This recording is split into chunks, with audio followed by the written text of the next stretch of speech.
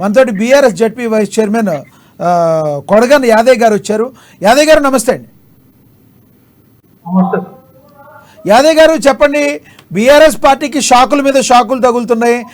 ఈ మొన్న సునీతా లక్ష్మారెడ్డి అయితే ఏంటి, ఎవరైతే మెదక్ జిల్లా ఎమ్మెల్యేలు ఎవరైతే ఉన్నారో రేవంత్ రెడ్డి గారిని కలిశారు యాదయ్య గారు. అదేవిధంగా ఇప్పుడు మనకి సిరిసిల్ల నుంచి కొంతమంది కుల సంఘాలు అయితే ఏంటి, కేటీఆర్ గారు మొన్న నేతలు అందరికీ కొట్టి దిశానిర్దేశం చేసిన తర్వాత వెంటనే సిరిసిల్ల నుంచి కూడా కొంతమంది నేతలు కాంగ్రెస్ వైపు చూస్తున్నట్టుగా తెలుస్తుంది.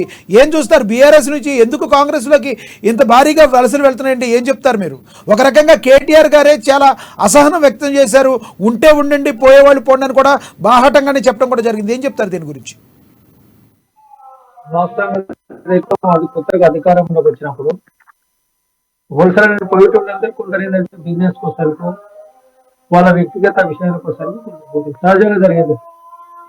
వాస్తవంగా ఎమ్మెల్యేలు బీఆర్ఎస్ ఎమ్మెల్యేలు ఏంటంటే అక్కడ లోకల్ ఇష్యూకు ముఖ్యమంత్రి కాంగ్రెస్ అనేది డెవలప్మెంట్స్ కోసానికి దానికోసానికి కూడా జరిగింది. పార్టీ మారడానికి కోసానికి కూడా ఇక్కడిక్కడ అయితే వాస్తవంగా ఏంటంటే నిజంగా మనకందరికి ఏ ప్రభుత్వం వచ్చినా సరే అందరూ ఆశావాదులు అక్కడిక్కడ జరుగుతారు.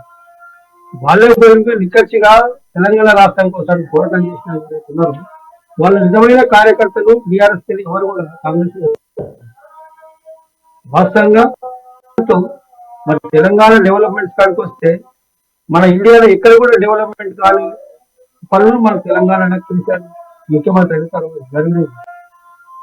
మరి దానికి ఏంటంటే వాస్తవంగా కొన్ని ప్రభుత్వాలు ఏంటంటే వాస్తవంగా మరి కాంగ్రెస్ మారడం అంటే 1.8% ఇలా ప్రభుత్వం కూలిపోయింది. డెవలప్మెంట్ కాలేదా?